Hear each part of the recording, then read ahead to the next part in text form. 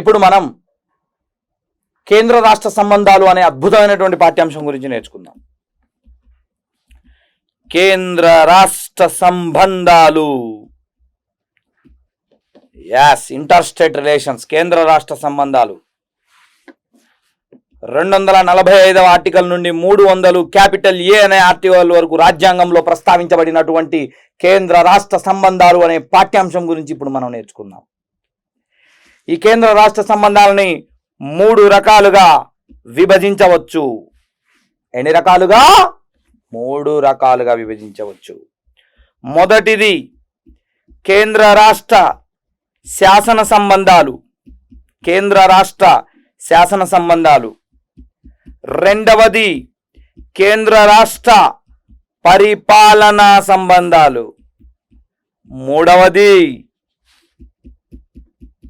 కేంద్ర రాష్ట్ర ఆర్థిక సంబంధాలు. కేంద్ర రాష్ట్ర శాసన సంబంధాలు, పరిపాలనా సంబంధాలు అనేవి రాజ్యాంగంలో 11వ భాగంలో ఉన్నాయి. ఆర్థిక సంబంధాలు అనేది 12వ భాగంలో ఉంటుంది. 12వ భాగంలో ఉంటుంది. చూడండి నాన్న, కేంద్ర రాష్ట్ర శాసన సంబంధాలు, పరిపాలన సంబంధాలు, శాసన పరిపాలన సంబంధాలేమో 11వ భాగం, ఆర్థిక సంబంధాలేమో 12వ భాగంలో ఉంటాయి. శాసన సంబంధాలు 245వ ఆర్టికల్ నుండి 255వ ఆర్టికల్ వరకు ప్రస్తావించబడి ఉంది. పరిపాలనా సంబంధాలేమో 256 నుండి 263వ ప్రకరణ వరకు పేర్కొనబడి ఉంది.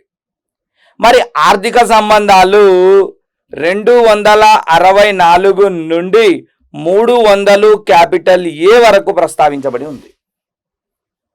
సో కేంద్ర రాష్ట్ర శాసన సంబంధాలు 245 to 55, పరిపాలనా సంబంధాలు 256 నుంచి 263, ఆర్థిక సంబంధాలు 264 to 300 క్యాపిటల్ ఏ. నేను ప్రారంభంలోనే చెప్పాను కదా, మొత్తం కేంద్ర రాష్ట్ర సంబంధాలు ఏ ప్రకరణల మధ్యలో ఉన్నాయి? 245 to 300 క్యాపిటల్ ఏ. భాగం 11వ భాగం, 12వ భాగం సంయుక్తంగా ఉన్నవి అని గుర్తుపెట్టుకోవాలి. ఓకేనా? సో 11వ భాగంలో శాసన పరిపాలనా సంబంధాలు, 12వ భాగంలో ఆర్థిక సంబంధాలు ఉన్నాయి అని గుర్తుపెట్టుకోండి. మరి ఇందులో మొదటిది శాసన సంబంధాల గురించి మాట్లాడదాం. కేంద్ర రాష్ట్ర శాసన సంబంధాలు. కేంద్ర రాష్ట్ర శాసన సంబంధాలు చూడండి. కేంద్ర రాష్ట్ర శాసన సంబంధాలు రాజ్యాంగంలో ఎన్నో భాగంలో ఉన్నాయి? 11వ భాగంలో ఉన్నాయి. 11వ భాగం.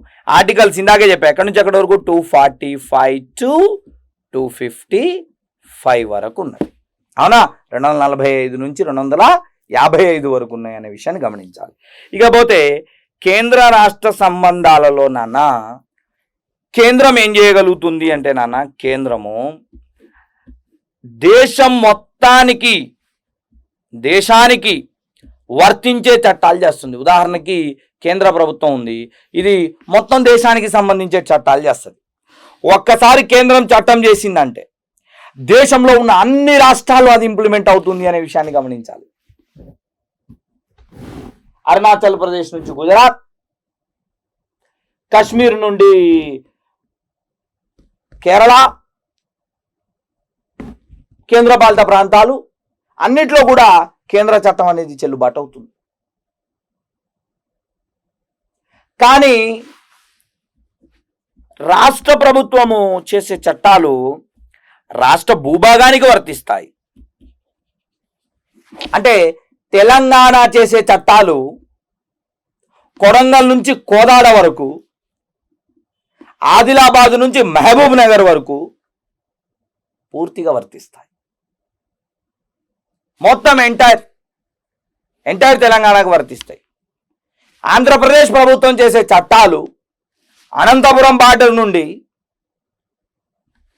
ఒడిస్సా బార్డర్, మన ఆంధ్ర ఒడిస్సా బార్డర్ ఏఓబి వరకు వర్తిస్తాయి. ఇటు పక్కన ఒడిస్సా బార్డర్ నుండి, తెలంగాణ బార్డర్ నుండి అటుపక్కన సముద్ర తీరం వరకు, నెల్లూరు వరకు కూడా వర్తిస్తాయి. అంటే మొత్తం ఎంటైర్ ఆ జిల్లాలన్నీ కూడా. అలా రాష్ట్ర భూభాగ చట్టాలు రాష్ట్రం చేస్తుంది, దేశం మొత్తానికి వర్తించే చట్టాలు కేంద్రం చేస్తుంది అనే విషయాన్ని ప్రతి ఒక్కరు కూడా గమనించాలి. అదేవిధంగా ఇక్కడ మరో మాటను మనం నేర్చుకోవాలి. Extra territorial legislation, extra territorial legislation అంటే ఇతర దేశాలలోని భూభాగాలకు కూడా వర్తించేలా భారత్ చట్టం చేయవచ్చు. అంటే ఒక భారతీయుడు, ఈ వ్యక్తి వేరే దేశానికి ఎక్కడికో వెళ్ళాడు, ఆ వ్యక్తికి సంబంధించినటువంటి చట్టాలు భారత్ ప్రభుత్వం చేయగలుగుతుంది విదేశాల్లో ఉన్నప్పటికీ కూడా. దాన్ని మనం ఎక్స్ట్రా టెరిటోరియల్ లెజిస్లేషన్ అంటాం. ఉదాహరణకి ఎక్కడో ఎన్ఆర్ఐ, నాన్ రెసిడెన్షియల్ ఇండియన్ ఏడో ఉన్నాడు, ఆయనకు పౌరసత్వం ఎట్టియాలి, ఆయనకు పౌరసత్వం ఏ విధంగా చెల్లుతుందని ఇక్కడ కూర్చొని మనం చట్టం చేయొచ్చు ఎన్ఆర్ఐల గురించి. అంటే మన చట్టాలు వాళ్ళకు వర్తిస్తున్నాయి కదా, ఎన్ఆర్ఐలకు వర్తింపజేసేటట్టు మనం ఇక్కడ చట్టాలు చేయొచ్చు. దాన్నే ఎక్స్ట్రా టెరిటోరియల్ లెజిస్లేషన్ అంటాం. Extra territorial legislation.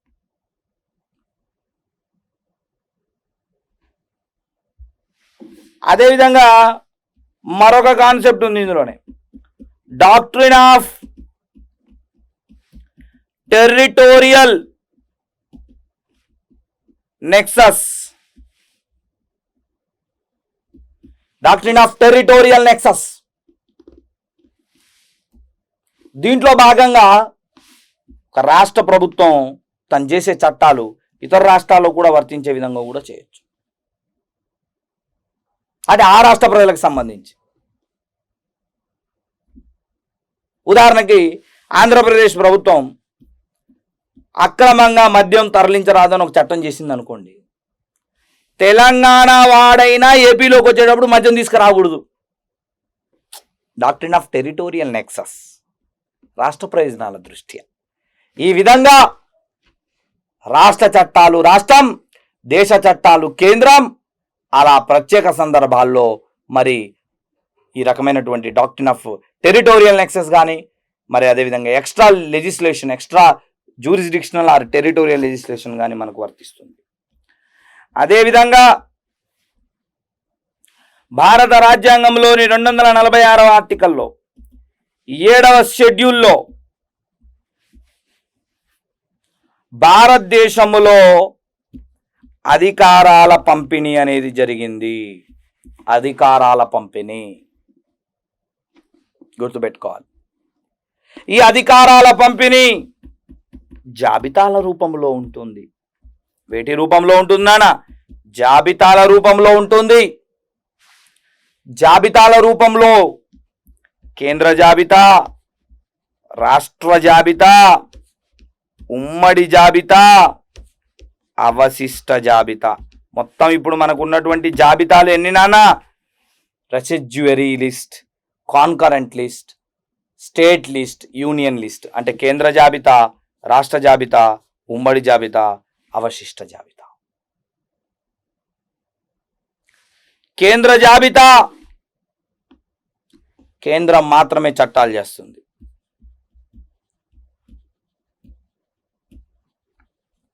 రాష్ట్ర జాబితా రాష్ట్రం మాత్రమే చట్టాలు చేస్తుంది.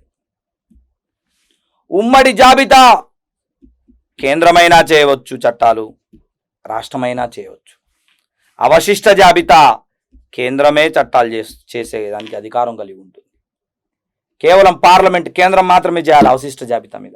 ఈ రకంగా జాబితాల వర్గీకరణ ఉంది. ఇందులో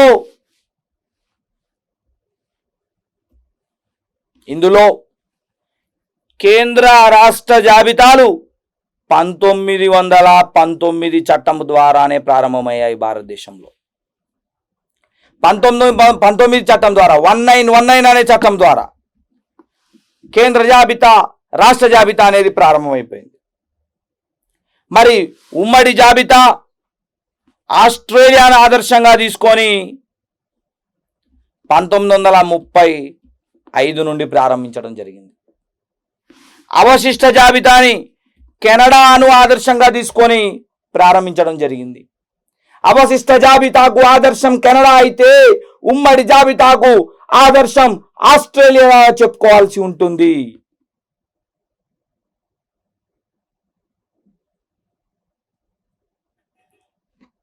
ఈ రకంగా ఎవరి పనిని వారిని విభజించడాన్నే మనం అధికారాల పంపిణీ అన్నాం. ఇది 7వ షెడ్యూల్లో 246 అనే రాజ్యాంగ ప్రకరణలో ఉంది అని ప్రతి ఒక్కరు కూడాను గుర్తుపెట్టుకోవాలి.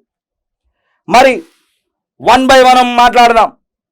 మొదటిది కేంద్ర జాబితా. కేంద్ర జాబితా చూడండి, కేంద్ర జాబితా ఏంటండి? కేంద్ర జాబితా పూర్తి స్థాయిలో భారత రాజ్యాంగములోని 246 క్లాజ్ 1 ప్రకరణలో పేర్కొనబడి ఉంది. 246 క్లాజ్ 1 కేంద్ర జాబితా. ఇందులో 98 అంశాలు ప్రస్తుతం ఉన్నాయి. ఆ మధ్య 100కు పోయినాయి, మళ్ళా 98కి వచ్చినాయి, 97కి వచ్చి మళ్ళా ఒకటి పెరిగి మొత్తం 98 అంశాలు ప్రస్తుతం మరి కేంద్ర జాబితాలో ఉన్నాయి. 246 క్లాజ్ 1 రాజ్యాంగంలోని ఆర్టికల్ కేంద్ర జాబితా గురించి చెప్తుంది. మరి కేంద్ర జాబితాలో ఉన్న అంశంపై చట్టాధికారం ఎవరిది? కేంద్రానిదే, అంటే పార్లమెంటుదే. గుర్తుపెట్టుకో. లోక్సభ, రాజ్యసభల్లో ఆమోదించి రాష్ట్రపతి సంతకం పెడితే కేంద్ర జాబితాలోని అంశంపై చట్టం చేయొచ్చు. 98 అంశాలు ఉన్నాయి. అదే విధముగా కేంద్ర జాబితాలో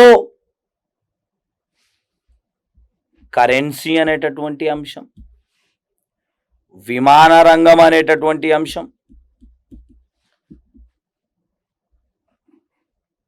ప్రామిసరీ నోట్లు అనే అంశం, దేశ రక్షణకు సంబంధించిన అంశం, రైల్వేలు అనే అంశం, తంతి తపాలా అనేటటువంటి అంశం, విదేశీ వ్యవహారాలు అనే అంశం, కాపీరైట్లు అనే అంశం, కాపీరైట్, పెట్రోలియం అనే అంశం, బీమా ఇన్సూరెన్స్ అనేటటువంటి అంశం, బ్యాంకింగ్ అనే అంశం, ఈ అన్నీ కూడాను కేంద్ర జాబితాలోనే ఉన్నాయి. ఇలాంటి 98 అంశాలు ఈరోజు కేంద్ర జాబితాలో ఉన్నాయి. అంటే నరేంద్ర మోడీ ప్రభుత్వం, కేంద్ర ప్రభుత్వం 98 అధికారాలను కలిగి ఉంది. 98 అంశాల పట్ల అధికారాన్ని కలిగి ఉంది. 98 అంశాల పట్ల చట్టాన్ని చేయగలదు. 246 క్లాజ్ 1 అనేటటువంటి ఆర్టికల్ ప్రకారం కరెన్సీ ముఖ్యమంత్రి ఇంట్లో కూర్చొని ముద్రిస్తారు. విమాన రంగం మనం చట్టాలు చేస్తాం, మా స్టేట్ లేదు కదా. ఇవన్నీ కూడా సెంట్రల్, కేంద్ర జాబితా, చట్టాధికారం కేంద్రాందే. ఇక దీని తర్వాత రెండోది రాష్ట్ర జాబితా. రాష్ట్ర జాబితా, రాష్ట్ర జాబితాలో చట్టాధికారం రాష్ట్రాందే ఉంటుంది. రాష్ట్రమే చట్టాలు చేస్తుంది. 246 ఆర్టికల్లో క్లాస్ 3 ప్రకారం రాష్ట్ర జాబితా ఉన్నది. ఇందులో దాదాపు 59 అంశాలు 59 అంశాలు కలవు. 61 పోయినాయి, 59కి వచ్చినాయి. 59 అంశాలు రైట్ నౌ, ఈరోజు ఈ డేట్న మనకు 59 అంశాలు కలవు రాష్ట్ర జాబితాలో. చట్టం రాష్ట్రమే చేయాలి, నో డౌట్. అదేవిధంగా గ్రంథాలయాలు, వ్యవసాయం, వైద్యం, నీటిపారుదల, అమ్మకపు పన్ను,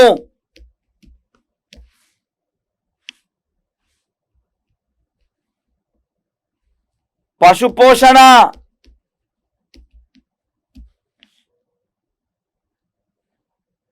స్థానిక ప్రభుత్వాలు, శాంతి భద్రతలు,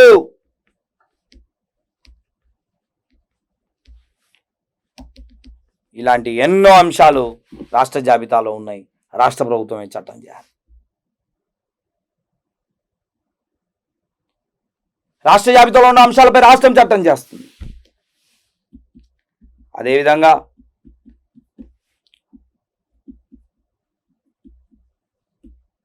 ఉమ్మడి జాబితా,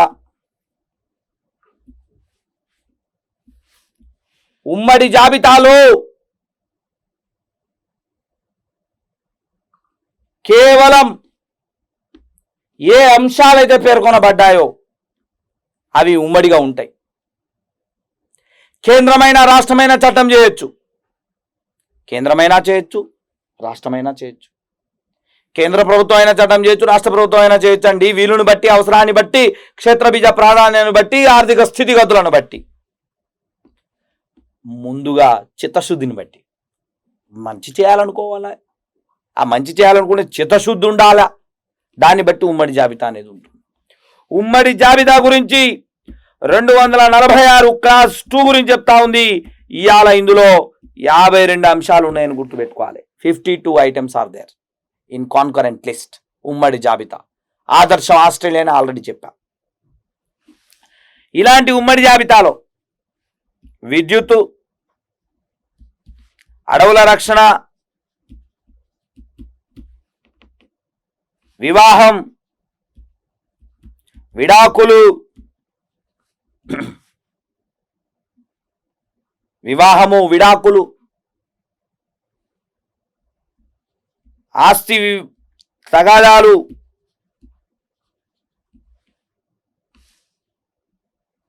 పరిశ్రమలు,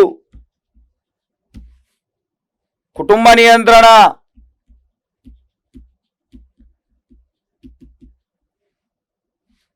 విద్య, ఇలాంటి ఎన్నో అంశాలన్నీ కూడాను ఉమ్మడి జాబితాలో ఉన్నాయి. అంటే ఉమ్మడి జాబితాలో అంశం పైన కేంద్రమైనా చట్టం చేయొచ్చు, రాష్ట్రమైనా చట్టం చేయొచ్చు. ఒకవేళ ఆలోచన చేయండి, కేంద్రము రాష్ట్రము ఇద్దరు ఒకేసారి చట్టాలు చేశారనుకుంది, ఒకేసారి చట్టాలు చేశారు, ఎవరి చట్టం చెల్లుబాటు అవుతుంది? చెప్పండి, ఎవరి చట్టం చెల్లుబాటు అవుతుంది? కేంద్ర చట్టమే. రాష్ట్రపతి సంతకం ఉంది కాబట్టి గుర్తుపెట్టుకో. రాష్ట్రపతి సంతకం కేంద్ర చట్టం మీద ఉంది, గవర్నర్ సంతకం రాష్ట్ర చట్టం మీద ఉంది. మరి ఎవరిది చెల్లాలి? రాష్ట్రపతి చట్టమే చెల్లుతుంది. అంటే కేంద్ర ప్రభుత్వ చట్టమే చెల్లుతుంది. అది ఏ జాబితా మీద? ఉమ్మడి జాబితా మీద. ఏ అంశం మీద? ఒకే అంశం మీద ఇద్దరు చట్టం చేసినప్పుడు.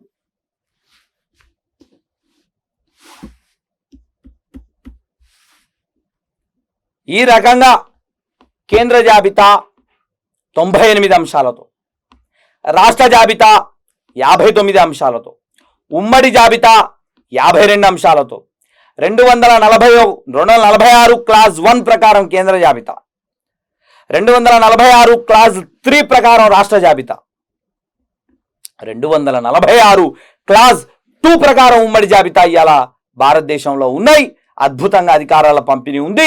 చూడ్డానికి అమెరికాలో లాగా సమాఖ్య వ్యవస్థ ముందుకు పోతా ఉంది ఈ యొక్క అధికారాల పంపిణీ ద్వారా అని చెప్పేసి ప్రతి ఒక్కరు కూడా గుర్తుపెట్టుకోవాలి మై డియర్ ఆఫీసర్స్.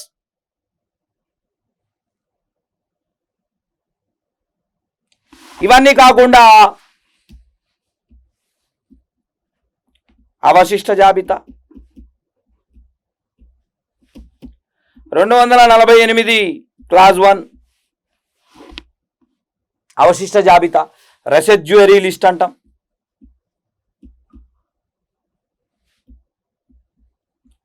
రెసిడ్యువరీ లిస్ట్ అంటాం దీన్ని, అవశిష్ట జాబితా.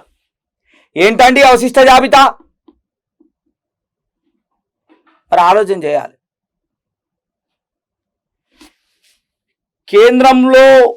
కేంద్ర జాబితాలో కానీ,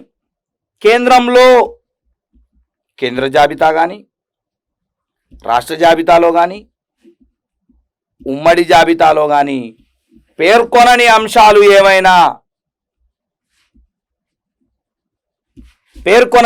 ఏవైనా ఉంటే అవి అవశిష్ట జాబితాలో వస్తాయి. అవశిష్ట జాబితాలో ఉన్నటువంటి అంశాల సంఖ్య 0. కొత్త అంశాలు ఏవైనా వస్తే అవి అవశిష్ట జాబితాలో ఉంటాయి. దాని తర్వాత అది కేంద్రం జాబితాలోకో, రాష్ట్ర జాబితాలోకి, ఉమ్మడి జాబితాలోకి తర్వాత పంపేస్తారు. కొత్త అంశాలు ఏవైనా ఉంటే అవశిష్ట జాబితాలో ఉంటాయి. అవశిష్ట జాబితా మీద చట్టాధికారం కేవలం పార్లమెంటు మాత్రమే కలిగి ఉంటుంది అని గమనించాలి. మరి ఇలాంటి ఈ అవశిష్ట జాబితాకు సంబంధించినటువంటి అంశాన్ని, పార్లమెంట్ మాత్రమే చట్టం చేయగలిగినటువంటి అంశాన్ని, దేశ ప్రభుత్వాన్ని చేతుల్లోనే ఈ రకంగా అధికారం పెట్టేటటువంటి అంశాన్ని కెనడా నుంచి గ్రహించాము అని గుర్తుపెట్టుకోవాలి. which was inspired from Canada. గుర్తుపెట్టుకో. ఈ రకంగా కేంద్ర జాబితా, రాష్ట్ర జాబితా, ఉమ్మడి జాబితా ఎంత గొప్ప నిర్మాణం అండి భారతదేశం. ఆలోచన చేయాలి. అరే వేరే నువ్వు డెవలప్ అయినాయని చెప్తున్న దేశానికి పోతే కేంద్ర జాబితా, రాష్ట్ర జాబితా రెండే ఉన్నాయి, ఉమ్మడి జాబితా లేదు. ఇంకో దేశానికి పోతే, ప్రజాస్వామ్యం ప్రపంచంలో ఫస్ట్ టైం పుట్టిన దేశానికి పోతే ఉత్త కేంద్ర జాబితానే ఉంది, రాష్ట్ర జాబితా లేదే. ఇంకో దేశానికి పోతే కేంద్ర జాబితా ఉంది, ఉమ్మడి జాబితా ఉంది, రాష్ట్ర జాబితా లేదే.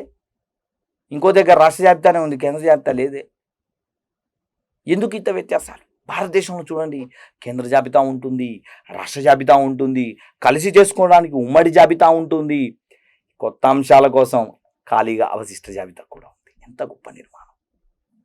అందుకే భారతదేశ రాజ్యాంగాన్ని మిశ్రమ రాజ్యాంగము అన్నాం.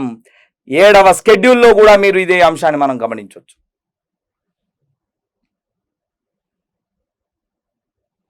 ఆలోచన చేయాలి, ఎంత అద్భుతమైనటువంటి నిర్మాణం ఇది. ఇక దీని తర్వాత మనం నేర్చుకోవాల్సింది కేంద్ర రాష్ట్ర పరిపాలనా సంబంధాలు.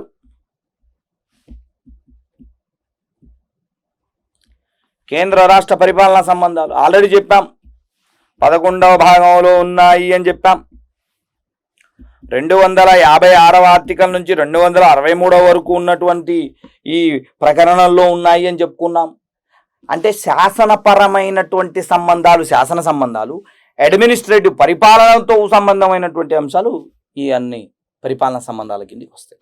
ఇందులో అతి ప్రధానమైనది 263 ఆర్టికల్ ప్రకారము ఉన్నటువంటి అంతర్రాష్ట్రీయ మండలికి సంబంధించినటువంటి అంశం. అంతర్రాష్ట్రీయ మండలి, దీని గురించి మనము ఈ యొక్క వివరణ అంతా అయిన తర్వాత అంతర్రాష్ట్రీయ మండలి గురించి, జోనల్ కౌన్సిల్ గురించి మాట్లాడతాం. చాలా అద్భుతంగా ఉంటుంది. పాఠ్యాంశం మొత్తం వినాలే మీరు. It is for job, it is not for certificate course. ఏమండి మీరు ఇప్పుడు క్లాస్ వింటే మీకు ఎవరైనా సర్టిఫికేట్ ఇస్తారా? కొలువు జాబ్ వస్తుందండి. ఇది జాబ్ని తీసుకొచ్చేటటువంటి కోర్స్. ఇది మీరు క్లాస్ వింటుంది జాబ్ కోసం, నాట్ ఫర్ ఎనీ సర్టిఫికేట్. మీ భవిష్యత్తును మార్చే విధంగా ఎంత అద్భుతంగా, సరళంగా ఈ రకంగా మొత్తం ఒక అంశాలను మీకు ముందు తీసుకువచ్చి వివరంగా ఇచ్చే ప్రయత్నం జరుగుతూ ఉంది. దయచేసి ప్రతి ఒక్కరు కూడాను జాగ్రత్తగా నోట్ చేసుకుంటూ వినాలి. మన యాజమాన్యం, మన యాప్ వారు మీకు ఎంతో మరి అద్భుతమైనటువంటి సమాచారాన్ని ఇచ్చే ప్రక్రియ జరుగుతూ ఉంది ఇక్కడ. కాబట్టి మీరందరూ కూడాను యూటిలైజ్ చేసుకోవాలి. ఇది అంతర్రాష్ట్రీయ మండలి. ఇది ఏ సంబంధము అంటే కనుక పరిపాలనా సంబంధాల్లో భాగం. ఇక దీని తర్వాత కేంద్ర రాష్ట్ర ఆర్థిక సంబంధాలు. కేంద్ర రాష్ట్ర ఆర్థిక సంబంధాలు ఇది 12వ భాగంలో ఉన్నాయని చెప్పాం. 264 నుండి 300 క్యాపిటల్ ఏ ఆర్టికల్ మధ్యలో ఉందని చెప్పాం. ఎక్కడో చూసినట్టుంది కదా ఈ ఆర్టికల్ను. ఠక్కున గుర్తుకు రావాలి. ఆస్తి హక్కుకు చట్టబద్ధ రూపం ఇస్తున్నటువంటి ప్రకరణ కదా ఇది. అది వరకు ఇది ప్రాథమిక హక్కుల్లో ఉంది కదా 31వ ఆర్టికల్లో. దాన్ని మరి చట్టబద్ధ హక్కుగా మార్చడం కోసం చేర్చినటువంటి ప్రకరణ 300 క్యాపిటల్ ఏ భాగంలో ఉంది? 12వ భాగం. ప్రాథమిక హక్కులు 31వ ఆర్టికల్ దగ్గర కూడా నేను చెప్పా, చూడండి ఒకసారి చెక్ చేయండి. అంటే అద్భుతమైనటువంటి సమాచారం, లింకప్ ఉన్నటువంటి సమాచారం. అదేవిధంగా కేంద్ర జాబితాలో ఉన్నటువంటి అంశాలపైన పన్ను విధించే అధికారం, కేవలం పన్ను విధించే అధికారం కేంద్రానికే ఉంటుంది. రైల్వే ఉందండి, రైలు టికెట్ మీద పన్నేయాలి. ఎవరెత్తా? రాష్ట్రం వేస్తుందా, కేంద్రం వేస్తుందా? కేంద్ర జాబితా కాబట్టి కేంద్రం వేసేస్తుంది, సింపుల్. మరి అదే ఇప్పుడు రాష్ట్ర జాబితా ఉంది. రాష్ట్ర జాబితాలోని అంశాలపై పన్ను విధించే అధికారం ఎవరికి ఉంటుంది? రాష్ట్రానికే ఉంది. స్థానిక ప్రభుత్వాలు రాష్ట్ర జాబితా, ఊళ్ళలో నీటి పన్ను, ఇంటి పన్ను ఎవరికి ఇవ్వాలి, ఎవరికి ఇస్తాం మనం? రాష్ట్ర ప్రభుత్వం. అంటే రాష్ట్ర జాబితాలో ఉన్న అంశాలపై రాష్ట్రం పన్నులు విధిస్తుంది, కేంద్ర జాబితాలో ఉన్న అంశాలపై కేంద్రం పన్ను విధిస్తుంది. ఉమ్మడి జాబితాలో ఉన్న అంశంపై పన్ను అధికారము, పన్ను విధించే అధికారము కేంద్రానికి ఉంటుంది, రాష్ట్రానికి ఉంటుంది. ఈ రకంగా మరి ఆలోచన చేయాలి. మరి మీరు ఆలోచన చేయండి. ఈ కేంద్ర రాష్ట్ర ఆర్థిక సంబంధాల్లోనే 266వ ఆర్టికల్, 267వ ఆర్టికల్ గురించి స్పష్టంగా చెప్పడం జరిగింది. 266వ ఆర్టికల్ సంఘటిత నిధి గురించి చెప్తా ఉంది. 267వ ఆర్టికల్ అగాంతుక నిధి గురించి చెప్తా ఉంది. సంఘటిత నిధిని మనం ఇంగ్లీష్లో కన్సాలిడేటెడ్ ఫండ్ అంటాం. అగాంతుక నిధిని మనం కంటింజెన్సీ ఫండ్ అంటాం. చూడు, కన్సాలిడేటెడ్ ఫండ్ మరి కంటింజెన్సీ ఫండ్ అంటాం. సంఘటిత నిధి, అగాంతుక నిధి. మరి 266వ ఆర్టికల్ ప్రకారం సంఘటిత నిధి కేంద్రానికి సంబంధించి ఉంటే 266 క్లాజ్ 1 ప్రకారం రాష్ట్రానికి సంబంధించినటువంటి సంఘటిత నిధి ఉంటుంది. కేంద్ర సంఘటిత నిధి 266వ ఆర్టికల్ అయితే రాష్ట్ర సంఘటన నిధి 266 క్లాస్ 1. అగాంతుక నిధిలో కేంద్ర అగాంతుక నిధి 267 ఆర్టికల్ అయితే రాష్ట్ర అగాంతుక నిధి 267 క్లాస్ 1. అనుకోని ఖర్చులు ఎదురైతే అగాంతుక నిధి నుండి డబ్బులు వాడుకోవాలా? ప్రతిరోజు డే బై డే ప్రభుత్వానికి వచ్చే ఆదాయం, ప్రభుత్వం యొక్క వ్యయం, ప్రభుత్వానికి వచ్చే ఆదాయం, ప్రభుత్వానికి వచ్చే వ్యయం, ఇవన్నిటిని కూడా మెయింటైన్ చేసేటటువంటి నిధి సంఘటిత నిధి. కేంద్ర ప్రభుత్వ ఉద్యోగులు ఉన్నారు, జీతాలు ఇవ్వాలి, కేంద్ర సంఘటిత నిధి నుంచి ఇస్తారండి. రాష్ట్ర ప్రభుత్వ ఉద్యోగులకు జీతాలు రాష్ట్ర సంఘటిత నుంచి ఇస్తారు. అనుకోని విపత్తులు, సునామీలు, వరదలు, భూకంపాలు, తుఫాన్లు ఇలాంటివి ఎదుర్కొన్నప్పుడు అగాంతుక నిధి నుండి డబ్బులు తీసుకుంటారండి. ఇంత గొప్ప నిర్మాణం నెవర్ బిఫోర్ ఎవర్ ఆఫ్టర్ అన్న చందాన భారతదేశంలో ఉంది అని గుర్తుపెట్టుకోవాలి. ఇవి ఆర్థిక సంబంధాల్లో ఉన్నటువంటి కొన్ని అంశాలు.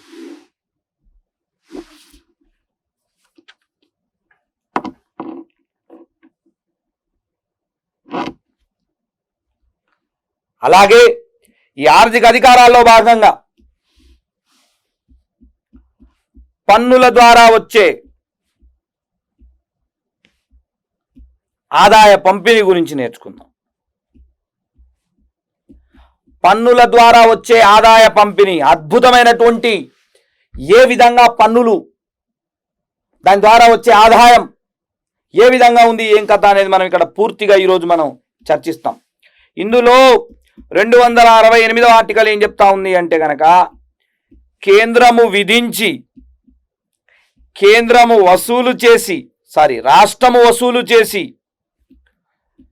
రాష్ట్రము వసూలు చేసి రాష్ట్రం అనుభవించుకునే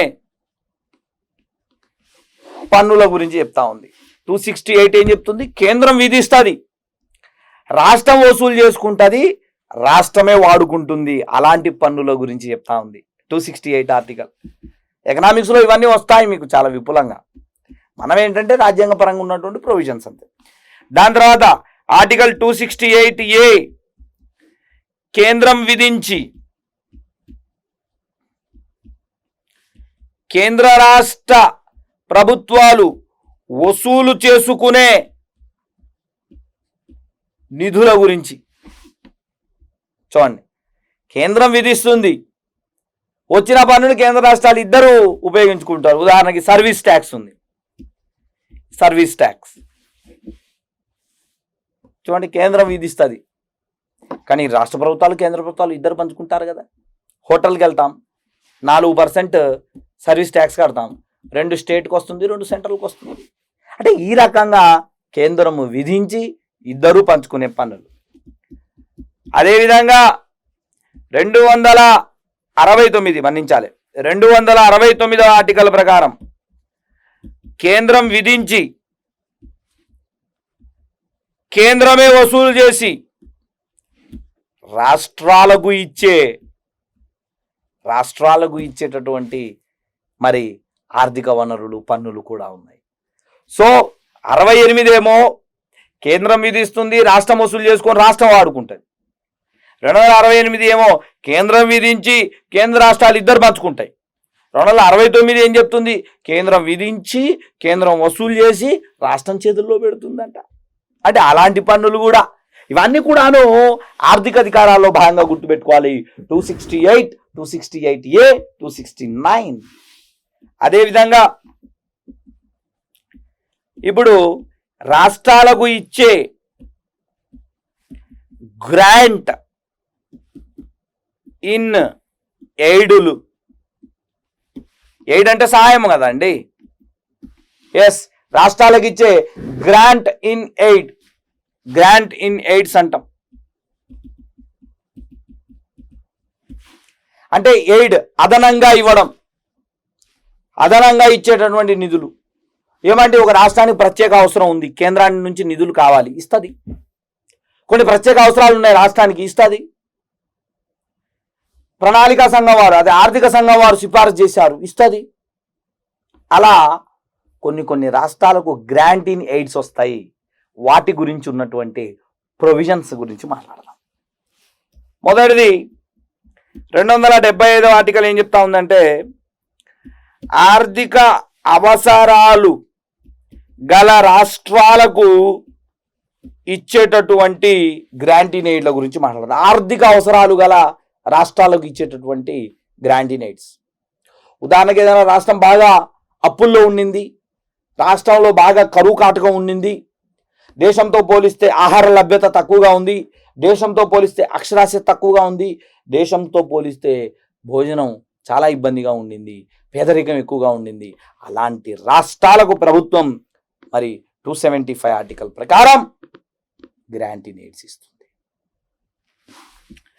రెండోది 282 ఆర్టికల్ ప్రకారం కేంద్ర ఆర్థిక సంఘం సిఫారసు ఆధారంగా గ్రాంట్ ఇన్ ఎయిడ్స్ ఇస్తుంది. చెప్తాది, ఏమండి మీరు పలానా రాష్ట్రానికి 32% ఇస్తున్నారు, వద్దు 42 ఇవ్వండి, పేదరికంలో ఉన్నారు, ఇచ్చేస్తుంది. ఫలానా రాష్ట్రానికి మీరు 28% వాటా ఇస్తా ఉన్నారు పన్నుల్లో, అది సరిపోదు, 32% ఇవ్వండి, ఇచ్చేస్తుంది. అంటే ఆర్థిక సంఘం సిఫారసు ఆధారంగా రాష్ట్రాలకు ఇచ్చేది 282, ప్రత్యేక అవసరాల కారణంగా రాష్ట్రాలకు ఇచ్చే గ్రాంట్ ఇన్ ఎయిడ్లు 275, ప్రత్యేక అవసరాలు 282 బై ద అడ్వైజ్ ఆఫ్ కేంద్ర ఆర్థిక సంఘం. ఆ రకంగా మనం గుర్తుపెట్టుకోవాలి. ఇదే కేంద్ర రాష్ట్ర ఆర్థిక సంబంధాల్లో భాగంగా జిఎస్టి గురించి కూడా మాట్లాడాలి. Goods service tax, one nation one tax, ఒక దేశం ఒక పన్ను విధానం జిఎస్టి. జిఎస్టికి సంబంధించి 279A అనే ప్రకరణను చేర్చడం జరిగింది. దీని ప్రధాన కార్యాలయం న్యూఢిల్లీ నగరంలో ఉంది. ఆర్టికల్ ఏమో 279A, జిఎస్టి కార్యాలయం ఏమో ఢిల్లీలో ఉంది. మరి జిఎస్టికి కారణభూతమైనటువంటి రాజ్యాంగ సవరణ 101వ రాజ్యాంగ సవరణ 2016 అని. ఇదే 2016లో ఆంధ్రాలో జరిగిన గ్రూప్ 2లో, తెలంగాణలో జరిగినటువంటి గ్రూప్ 2లో కూడా జిఎస్టీ గురించి బిల్లు.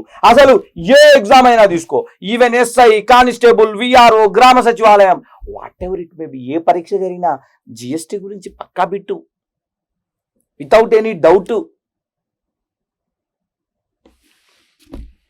101వ రాజ్యాంగ సవరణ చట్టం ద్వారా 279A ఆర్టికల్ని సృష్టించి జిఎస్టీని తీసుకొచ్చినారు. జిఎస్టీ నినాదం ఏంది అని అడుగుతాడు, 1 నేషన్ 1 ట్యాక్స్. మరి దీనికి చైర్మన్ గా కేంద్ర ఆర్థిక మంత్రి ఉంటారు, అంటే నిర్మలా సీతారామన్ గారు ఉంటారు దీనికి జిఎస్టీకి చైర్మన్ గా. మరి ఇందులో కేంద్ర ఆర్థిక సహాయ మంత్రి ఎవరైనా ఉంటే వారు, రాష్ట్రంలోని అన్ని రాష్ట్రాల ఆర్థిక మంత్రులు ఇందులో సభ్యులుగా ఉంటారు. జిఎస్టీలో అన్ని రాష్ట్రాల ఆర్థిక మంత్రులు. ఎంత అద్భుతమైనటువంటి నిర్మాణం అండి. దేశంలో పన్నుల విషయానికి సంబంధించి స్లాబులను నిర్ణయించడం కానీ, స్లాబులకు సంబంధించినటువంటి పూర్తి మార్పు చేర్పులకు జిఎస్టీ నిర్ణయాలు తీసుకుంటుంది. ఏ అంశాన్ని ఇందులో పెట్రోలియంని జిఎస్టీలో పెడతామన్నది ఇంకా పెట్టలేదండి. నిర్ణయాలు జరుగుతున్నాయి దాని మీద. రేపొద్దున పెట్టిన ఆశ్చర్యపోవడానికి లేదు. ఒకవేళ కేంద్ర ప్రభుత్వం ప్రజాప్రభుత్వం అని అనిపించుకుంటే జిఎస్టీలో పెడుతుంది, ఖచ్చితంగా ఒక స్లాబ్లోకి వస్తుంది. అది అంటే అత్యధిక పన్నులు వసూలు చేయకుండా ఒక క్రమ పద్ధతి ప్రకారం ఇటుక దగ్గర నుంచి ఇండస్ట్రీస్ వరకు పూర్తి స్థాయిలో జిఎస్టీ విభాగంలోకి రావడం జరిగింది. 1 నేషన్ 1 ట్యాక్స్. ఇది జిఎస్టీకి సంబంధించినటువంటి అంశం. ఇకపోతే కేంద్ర ఆర్థిక సంఘం గురించి మాట్లాడదాం. కేంద్ర ఆర్థిక సంఘం central finance commission, union finance commission రాజ్యాంగంలోని 280వ ఆర్టికల్ ప్రకారం ఏర్పడుతుంది. 280 ఆర్టికల్ ప్రకారం ఏర్పడుతుంది. మరి కేంద్ర ఆర్థిక సంఘాన్ని 280 ఆర్టికల్ ప్రకారం రాష్ట్రపతి నియమిస్తారు. ఎవరు నియమిస్తారు? రాష్ట్రపతి నియమిస్తారు. ఆర్టికల్ నెంబర్ ఎంత? 280. మరి కేంద్ర ఆర్థిక సంఘం 5 సంవత్సరాల పదవీ కాలాన్ని కలిగి ఉంటుంది. మరి కేంద్ర ఆర్థిక సంఘం ఏం చేస్తుంది అంటే నాన్న, రాష్ట్రాల వాటాలకు సంబంధించి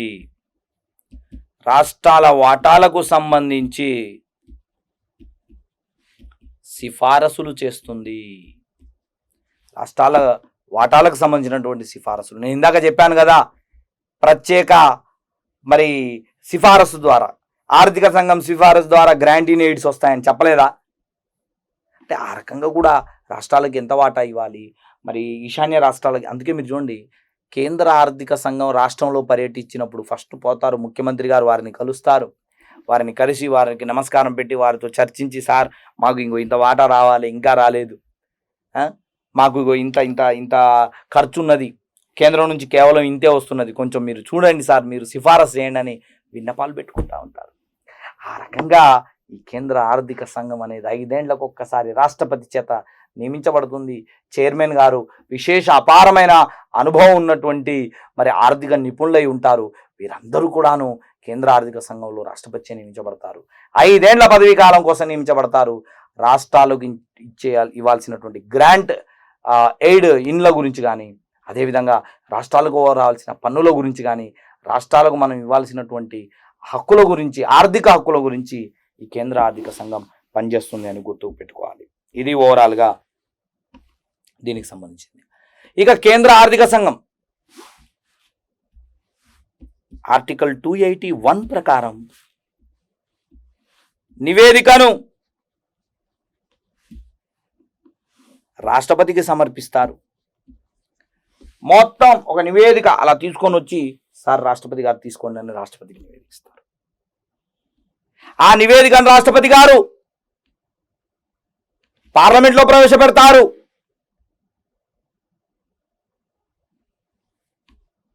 క్లియర్గా ఉంటుంది లెక్క అంతా కూడా గుర్తుపెట్టుకోవాలి. ఆ తర్వాత మనం కొన్ని సిద్ధాంతాల గురించి మాట్లాడదాం. సిద్ధాంతాలు. సో దానికన్నా ముందు మనం ఒకసారి కేంద్ర రాష్ట్ర ప్రభుత్వాలని ఒకసారి మళ్ళీ వల్లెవేసే ప్రయత్నం చేద్దాం. చూడండి, కేంద్ర రాష్ట్ర సంబంధాలు. కేంద్ర రాష్ట్ర సంబంధాల్లో మొదటిది చూడండి, జాబితాల రూపంలో అధికారాలు విభజించబడ్డాయని చెప్పాం. చూడండి ఒకసారి, కేంద్ర జాబితా, రాష్ట్ర జాబితా, కేంద్ర జాబితా, రాష్ట్ర జాబితా, ఉమ్మడి జాబితా, అవశిష్ట జాబితా. కేంద్ర జాబితా గురించి 246 క్లాస్ 1 చెప్తా ఉంది. రాష్ట్ర జాబితా గురించి 246 క్లాస్ 3 చెప్తా ఉంది. ఉమ్మడి జాబితా గురించి 246 క్లాస్ 2 చెప్తా ఉంది. అవశిష్ట జాబితా గురించి 248 ఆర్టికల్ చెప్తా ఉంది. మరి కేంద్ర జాబితా మీద చట్టాధికారం కేంద్రాందే, రాష్ట్ర జాబితా మీద చట్టాధికారం రాష్ట్రాందే. 59 అంశాలు చూడండి, కేంద్ర జాబితాలో 98 అంశాలు, రాష్ట్ర జాబితాలో 59 అంశాలు, ఉమ్మడి జాబితాలో 52 అంశాలు ఉన్నాయని మనం గుర్తుపెట్టుకోవాలి. రైట్ నౌ ఇప్పుడు ఇది గుర్తుపెట్టుకోండి. ఉమ్మడి జాబితా మీద కేంద్రమైనా చట్టం చేయొచ్చు, రాష్ట్రమైనా చట్టం చేయొచ్చు, కానీ ఎవరు చేసినా కేంద్ర చట్టమే చెల్లుబాటు అవుతుంది. అంటే ఒకేసారి ఇద్దరు చేస్తే కేంద్రమే చెల్లుబాటు అవుతుంది. అవశిష్ట జాబితా మరి పార్లమెంటు చట్టాలు చేయగలుగుతుంది. కెనడాను ఆదర్శంగా తీసుకున్నాం అని చెప్పాం. పరిపాలనా సంబంధాలు 11వ భాగం 256 to 263 అన్నాం. అద్భుతమైనటువంటి ముఖ్యమైనటువంటి ప్రకరణ అంతర్రాష్ట్రీయ మండలి చర్చ తర్వాతకు వస్తుంది. ఇకపోతే ఆర్థిక సంబంధాల్లో భాగంగా పన్నులు కేంద్ర జాబితాలో ఉన్న అంశాలపై కేంద్రం, రాష్ట్ర జాబితాలో ఉన్న అంశాలపై రాష్ట్రం, ఉమ్మడి జాబితాలో ఉన్న అంశాలపై ఇరువురు మరి పన్నులు విధించొచ్చని చెప్పాం. నిధులు 2 రకాలు, 266 సంఘటిత నిధి, 267 అగాంతుక నిధి గురించి చెప్పాం. సంఘటిత నిధి 2 రకాలని చెప్పాం, కేంద్ర సంఘటిత నిధి, రాష్ట్ర సంఘటిత నిధి. అగాంతుక నిధి కూడా కేవలం అంటే అగాంతుక నిధి కూడా సేమ్ అలాగే ఉంటుంది, కేంద్ర రాష్ట్ర. అనుకోని ఖర్చులు వచ్చినప్పుడు అగాంతుక నిధి, మరి డైలీ అకౌంట్ అంటే డైలీ ఖర్చులకు సంబంధించినటువంటిది నిధి సంఘటిత నిధి. మరి పన్నుల ద్వారా వచ్చే ఆదాయం తీసుకుంటే కనుక 268 కేంద్రం విధించి రాష్ట్రం వసూలు చేసి రాష్ట్రం వాడుకునేది. 268 ఏ తీసుకుంటే కేంద్రం విధించి పూర్తి స్థాయిలో కేంద్రం రాష్ట్రం ఇద్దరు వాడుకునేది. 269కి సంబంధించి కేంద్రం విధించి కేంద్రం వసూలు చేసి రాష్ట్రానికి ఇచ్చేటటువంటి పన్నులు. తర్వాత గ్రాంట్ ఇన్ ఎయిడ్స్ గురించి చెప్పుకున్నాం, జిఎస్టీ గురించి చెప్పుకున్నాం. ఇప్పుడు కేంద్ర ఆర్థిక సంఘం గురించి కూడా 280 ఏమో ఆర్థిక సంఘం ఏర్పాటు గురించి, 281 ఏమో నివేదికలు రాష్ట్రపతికి ఇస్తుంది అని చెప్పుకున్నాం. లేకపోతే కొన్ని అద్భుతమైనటువంటి ముఖ్యమైనటువంటి సిద్ధాంతాల గురించి మనం ఇప్పుడు చర్చిద్దాం. సో సిద్ధాంతాలు, కేంద్ర రాష్ట్ర సంబంధాల్లో సిద్ధాంతాల గురించి మనం మాట్లాడదాం. అందులో మొదటి సిద్ధాంతం మనం డాక్ట్రిన్ ఆఫ్ కలరబుల్ లెజిస్లేషన్ అనే సిద్ధాంతం గురించి మనం మాట్లాడదాం. My dear officers, doctrine of colourable legislation ఎంత గమ్మత్తైన సిద్ధాంతం అంటే, ఇది ఏం చెప్తుంది అంటే, కొన్ని ప్రభుత్వాలు నిజంగా కూడా ఇట్లా వ్యవహరిస్తాయండి, లేదనడానికి లేదు, బరాబర్ ఇట్లా వ్యవహరిస్తుంటాయి. ఎట్లా అంటే, ప్రభుత్వం చేసేటటువంటి ఒక చట్టం ఉంది, సంథింగ్ ఇది ఎక్స్ అనే చట్టం అనుకుందాం, ఇది ఎక్స్ అనేటటువంటి చట్టము. ఈ ఎక్స్ అనే చట్టం బయటకు చూడ్డానికేమో ప్రజా ప్రయోజనాలు ఉన్నట్లు కనపడుతుంది. చూడ్డానికి చట్టం ఎలా కనపడుతుంది? ఎక్స్ అనే చట్టం ఇది మొత్తం కూడాను మరి ప్రజల కోసమే, ఈ చట్టం యొక్క మెయిన్ ఉద్దేశం ప్రజల కోసమే, ప్రజా ప్రయోజనాలు ఉన్నట్లు ఈ చట్టంలో నీకు కనపడుతుంది. కానీ అంతర్గతంగా ప్రభుత్వాల యొక్క దురుద్దేశం ఉందనుకోండి, అలాంటి చట్టాలు చెల్లవు అని డాక్ట్రిన్ ఆఫ్ కలరబుల్ లెజిస్లేషన్ చెప్తా ఉంది. కలరబుల్ లెజిస్లేషన్ ఏం చెప్తా ఉంది అంటే కనుక, బయటికేమో ప్రజా ప్రయోజనాలు ఉన్నట్టు, లోపలేమో స్వప్రయోజనాలు ఉండేటటువంటి చట్టాలు చెల్లబడవు అని ఈ సిద్ధాంతం తెలుపుతా ఉన్నది. వాళ్ళని అడగండి ప్రభుత్వాన్ని, వాళ్ళు ఏమంటారు? ఏమండి ఇది ప్రజల కోసమే చేశామంటారు, లోపలేమో వాళ్ళ కోసం, వాళ్ళ బినామీ కంపెనీల కోసం, వాళ్ళ యొక్క స్వప్రయోజనాలు ఉన్నాయనుకోండి, అలాంటి చట్టాలు చెల్లబడవు అని డాక్ట్రిన్ ఆఫ్ కలరబుల్ లెజిస్లేషన్ మనకు చెబుతా ఉంది. కేంద్ర రాష్ట్ర సంబంధాల్లో ఇది ఒక అద్భుతమైనటువంటి ముఖ్యమైనటువంటి సిద్ధాంతంగా చెప్తాం, డాక్ట్రిన్ ఆఫ్ కలరబుల్ లెజిస్లేషన్. ఇక దీని తర్వాత రెండో సిద్ధాంతం డాక్ట్రిన్ ఆఫ్ రెపుగ్నెన్సీ. డాక్ట్రిన్ ఆఫ్ రెపుగ్నెన్సీ ఏంటండి ఇది? డాక్ట్రిన్ ఆఫ్ రెపుగ్నెన్సీ ఏం చెప్తుంది అంటేనండి, ఏదేని ఒక సందర్భంలో ఒక అంశాన్ని నిలిపివేసి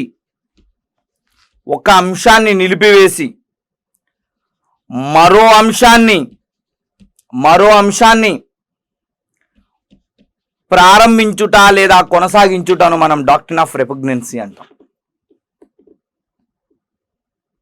ఉదాహరణకు ఉమ్మడి జాబితా ఉంది. ఉమ్మడి జాబితా మనం జాబితాల వద్ద నేర్చుకున్నాం. ఉమ్మడి జాబితా చట్టాధికారం ఎవరికి ఉంటుంది? కేంద్రానిది ఉంటుంది, రాష్ట్రానిది ఉంటుంది. కేంద్రానిది ఉంటుంది, రాష్ట్రానిది ఉంటుంది కదా. అంటే కేంద్రమైనా చట్టం చేయొచ్చు, రాష్ట్రమైనా చట్టం చేయొచ్చు కదా. ఒకేసారి విద్య అనే టాపిక్ మీద కేంద్ర ప్రభుత్వం ఎక్స్ అనే చట్టాన్ని, రాష్ట్ర ప్రభుత్వం వై అనే చట్టాన్ని చేసింది. కేంద్ర ప్రభుత్వం ఏమో ఎక్స్ అనే చట్టాన్ని చేసింది, రాష్ట్ర ప్రభుత్వం ఏమో వై అనేటటువంటి చట్టాన్ని చేసింది. టాపిక్ ఒకటే, విద్య. అది ఏ జాబితాలో ఉంది? ఉమ్మడి జాబితాలోనే ఉంది. సో ఉమ్మడి జాబితాలో ఉన్న ఒక అంశం మీద రెండు ప్రభుత్వాలు ఒకే కాలంలో చట్టం చేస్తే, ఏకకాలంలో చట్టం చేస్తే మరి ఎవరిది చెల్లుబాటు అవుతుందని చెప్పాం? కేంద్రంది చెల్లుబాటు అవుతుంది కదా, కేంద్ర చట్టం అమల్లోకి వస్తుంది కదా.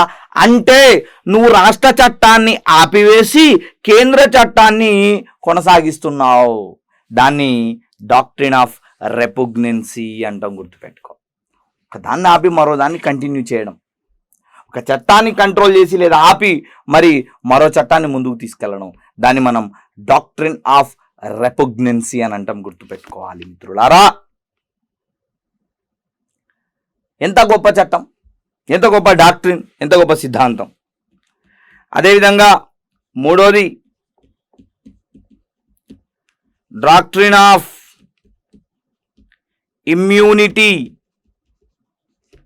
Of instruments. Doctrine of immunity of instruments అండి. సార్ ఏంటి ఇమ్యూనిటీ అంటే ఏంది? ఇదేమో మెడికల్ పదం ఈడ వాడినారు పెద్ద మనుషులు అన్నట్టుగా మీకు డౌట్ వస్తుంది. Instruments, doctrine of immunity of instrument are instrumentalities. Sir ఏంటి సిద్ధాంతం అంటే కనుక ఆలోచన చేయండి.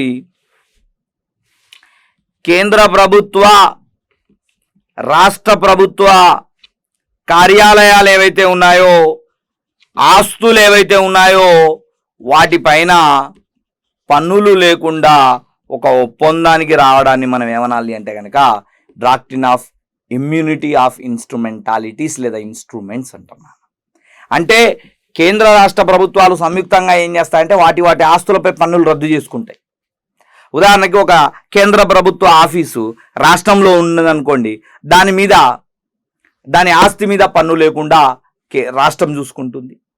రాష్ట్ర ప్రభుత్వానికి సంబంధించిన ఏదైనా కార్యాలయం కేంద్రంలో ఉందనుకోండి, ఉదాహరణకి తెలంగాణ రాష్ట్రానికి సంబంధించినటువంటి ఒక కార్యాలయం ఢిల్లీలో ఉంది, లేదా ఆంధ్రప్రదేశ్కి సంబంధించినటువంటి ఒక కార్యాలయం ఢిల్లీలో ఉంది. అక్కడ ఆస్తి పన్ను లేకుండా దానికి రిలాక్సేషన్ ఇవ్వడం. ఇలా రాష్ట్ర ప్రభుత్వాలు, కేంద్ర ప్రభుత్వాలు ఉమ్మడిగా ఇద్దరు ఒక అవగాహనలోకి వచ్చి వాటి ఆస్తులపై పన్నులు లేకుండా చేసుకునేటటువంటి ఆ ఇమ్యూనిటీని మనం ఏమనాలి అంటే doctrine of immunity of instrumentalities అని అంటాం. కలరబుల్ లెజిస్లేషన్ అంటేనేమో ప్రజా ప్రయోజనాలు బయటికి చూపించి లోపల స్వప్రయోజనాలు ఉండే చట్టాలు చెల్లవని చెప్తుంది. అదేవిధంగా డాక్ట్రిన్ ఆఫ్ రెపుగ్నెన్సీ ఏమో ఓ చట్టాన్ని ఆపి మరో చట్టాన్ని ఇంప్లిమెంట్ ఏ విధంగా చేయాలో చెప్తుంది. Doctrine of immunity of instrumentalities ఏం చెప్తా ఉంది? కేంద్ర రాష్ట్ర ప్రభుత్వాలు ఒక అవగాహనలోకి వచ్చి కనుక మరి వాటి యొక్క పన్నులను దూరం చేసుకోవచ్చు అని చెప్తా ఉంది. అదేవిధంగా doctrine of pith and substances, doctrine of pith and substances. చూడండి, ఇది మొత్తం ఉన్నటువంటి సిద్ధాంతాల్లోనే అతి ముఖ్యమైనటువంటిది. ముఖర్జీ వర్సెస్ బెంగాల్ అనేటటువంటి స్టేట్ ఆఫ్ బెంగాల్ అనేటటువంటి కేసులో కూడా ఈ doctrine of pith and substances యొక్క ప్రస్తావన వచ్చింది. అసలు ఏంటి ఈ సిద్ధాంతం, ఏం చెప్తా ఉంది ఈ సిద్ధాంతం అనేది మనం ఒకసారి ఆలోచన చేద్దాం. Doctrine of pith and substances ఏం చెప్తా ఉంది అంటే కనుక, ఉదాహరణకి కేంద్ర జాబితా ఉంది. కేంద్ర జాబితాలో ప్రామిసరీ నోట్లు అనేటటువంటి ఒక టాపిక్ ఉంది అని అనుకోండి. ప్రామిసరీ నోట్లు, yes, the entry is there. Promissory నోట్లు అనే అంశం కేంద్ర జాబితా. అదేవిధంగా రాష్ట్ర జాబితాలో వడ్డీ వ్యాపారం అనే అంశం ఉంది, మీకు తెలుసు. వడ్డీ వ్యాపారం ఏమో రాష్ట్ర జాబితా, మరి వడ్డీ తీసుకునేటప్పుడు మనం రాస్తాం కదా కాగితం, ప్రామిసరీ నోటు, అదేమో కేంద్ర జాబితా. ఉదాహరణకి రాష్ట్ర జాబితా మీద రాష్ట్రం చట్టం చేయొచ్చుగా, అంటే వడ్డీ వ్యాపారం మీద చట్టం చేయొచ్చుగా. ఒకవేళ రాష్ట్ర ప్రభుత్వం వడ్డీ వ్యాపారం మీద, మనీ లాండరింగ్ మీద చట్టం చేసేటప్పుడు ఆ వడ్డీ వ్యాపార చట్టంలో ప్రామిసరీ నోట్లు అనే అంశం మీద కొద్దిగా నియంత్రణ విధించింది అనుకోండి రాష్ట్రం. ఐ రిపీట్ అగైన్, రాష్ట్ర జాబితా మీద చట్టాధికారం రాష్ట్ర ప్రభుత్వానికి ఉంది. ఓకే, రాష్ట్ర ప్రభుత్వం ఇలా చట్టం వడ్డీ వ్యాపారం అనేటటువంటి ఒక టాపిక్ మీద చేసేటప్పుడు దానికి రిలేటెడ్ కేంద్ర జాబితాలో ఉన్న మరో అంశం మీద అది కొద్దిగా ప్రభావితాన్ని చూపించింది. అంటే ఓవర్ ల్యాప్ అంటాం నాన్న, ఓవర్ ల్యాప్ అయిపోయింది అక్కడ. ఓవర్ ల్యాప్ అంటే రెండు జాబితాలు, అంటే ఒక జాబితా మీద చేసిన చట్టం అనేది మరో జాబితాలో ఉన్న ఒక అంశాన్ని ప్రభావితం చేసేటట్టు. ఇప్పుడు ఆ చట్టం చెల్లుతుందా చెల్లదా, దానికి సంబంధించిన సిద్ధాంతమే doctrine of pith and substances. ఈ సిద్ధాంతం ఏం చెప్తుంది అంటే, చూడండి జాగ్రత్తగా వినాలి. ఒక జాబితాలోని అంశముపై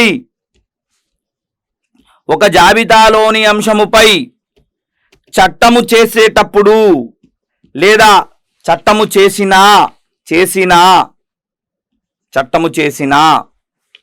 ఒక జాబితాలోని అంశంపై చట్టం చేసినా అది మరో జాబితాలోని అంశముపై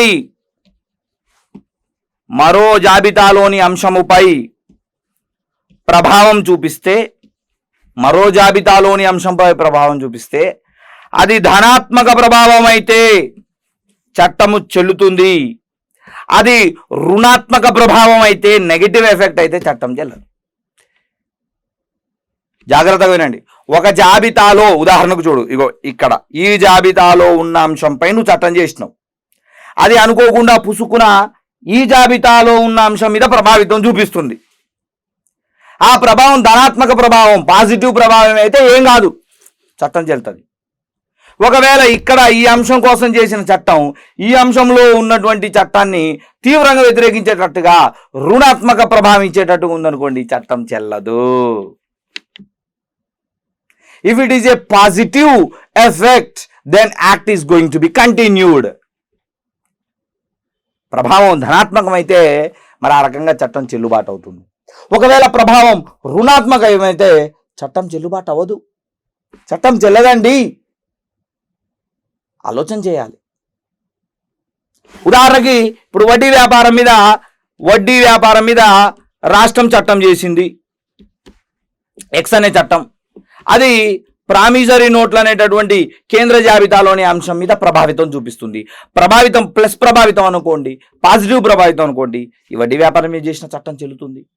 అదే ఈ ప్రామిసరీ నోట్లు అనే అంశం మీద నెగిటివ్ ప్రభావం చూపిస్తుంది అనుకోండి, చట్టం చెల్లదు. సింపుల్. ఇది ఓవరాల్గా doctrine of pith and substances. ఇదే విషయాన్ని సుప్రీంకోర్టు ముఖర్జీ వర్సెస్ బెంగాల్ అనే కేసులో కూడా చెప్పడం జరిగింది. ఈ రకంగా సిద్ధాంతాలను మనం నేర్చుకోవాలి. మరోసారి చూడండి సిద్ధాంతాలు. మొదటి సిద్ధాంతం ఏంటండి? Doctrine of colourable legislation. అంటే బయటికి ప్రజాస్వామ్య రూపం ఉండేటట్టుగా, లోపలేమో స్వప్రయోజనాలు ఉండేటట్టుగా చేస్తే చట్టాలు చెల్లవు. ఇదే విషయాన్ని గౌరవనీయ కోర్టు కేసీజీ నారాయణన్ అనే కేసులో ఒడిస్సా రాష్ట్రంలో చాలా స్పష్టంగా చెప్పింది. లేస్ ఇలాంటి చట్టాలు చెల్లవు. మనం కూడా చెప్తుంటాం కదండి, లోపల బయటికేమో ప్రజాస్వామ్యం, లోపలంతా శూన్యం అన్నట్టుగా. ఏదో 1935 చట్టాన్ని మదనమోహన మాలవ్య గారు విమర్శించినట్టుగా కొంతమంది చట్టాలు చేస్తారండి. గమ్మత్తుకుంటాయి చట్టాలు, స్టేట్ గవర్నమెంట్ చేస్తుంటుంది. బయటికేమో ప్రజా ప్రయోజనాలు కనపడతాయి, లోపల అన్ని చూస్తేనేమో వాళ్ళ బంధువులకో లేకపోతే వాళ్ళ సంబంధికులకో లేదా వారి యొక్క అనుచరులకో వారి యొక్క పార్టీ కార్యకర్తలకో ఉపయోగపడే విధంగా ఉంటుంది. అలాంటివి చెల్లవండి. కోర్టు కూడా చెప్పింది కేసీజీ నారాయణ కేసులో. అదేవిధంగా డాక్ట్రిన్ ఆఫ్ రెపుగ్నెన్సీ గురించి చెప్తా ఉన్నాం. ఇదేం చెప్తా ఉంది? మరి ఒక చట్టాన్ని ఆపి మరో చట్టాన్ని ఏ విధంగా ముందుకు తీసుకెళ్లాలో చెప్తా ఉంది. ఇది మరి నేను చాలా స్పష్టంగా చెప్పిన ఉమ్మడి జాబితాలోని మరి మనం ఒకసారి తీసుకుంటే కనుక విద్య అనే అంశం మీద కేంద్రము రాష్ట్రము ఒకేసారి చట్టాలు చేసినప్పుడు కేంద్ర చట్టం చెల్లుతుంది, రాష్ట్ర చట్టాన్ని ఆపుతున్నాము అంటే కనుక ఒక దాన్ని ఆపి ఇంకో దాన్ని తీసుకొస్తున్నాం అంటే కనుక మనం ఏ డాక్ట్రిన్ ఉపయోగిస్తున్నాం? Doctrine of repugnancy. ఇదే అంశాన్ని court Putiya Dutt versus K J Nagakumar అనేటటువంటి పుతియా దత్ వర్సెస్ కేజే నాగకుమార్ అనేటటువంటి వ్యాజ్యంలో కోర్టు చాలా స్పష్టంగా చెప్పింది. Doctrine of immunity of instruments అంటే ఏం చెప్పాం?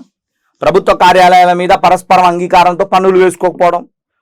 అదేవిధంగా ఇంకోటి ఏం చెప్పాం? Doctrine of pith and substances చెప్పాం. ముఖర్జీ వర్సెస్ బెంగాల్ కేసులో ఓవర్లాప్ అయినా కూడా ఒక జాబితాలోని అంశంపై చేసిన చట్టం మరో జాబితాలోని అంశంలో ప్రభావితం చూపించినా ధనాత్మక ప్రభావితం అయితే కంటిన్యూ అవుతుంది, రుణాత్మక ప్రభావం అయితే చట్టం చెల్లుబాటు అవ్వదు. That's it. ఇది ఓవరాల్గా మరి ఇక్కడ ఉన్నటువంటి సిద్ధాంతాలకు సంబంధించినటువంటి అంశాలు. ఇక దీని తర్వాత మనం కేంద్ర రాష్ట్ర సంబంధాలపై ఏర్పడిన కమిటీలు.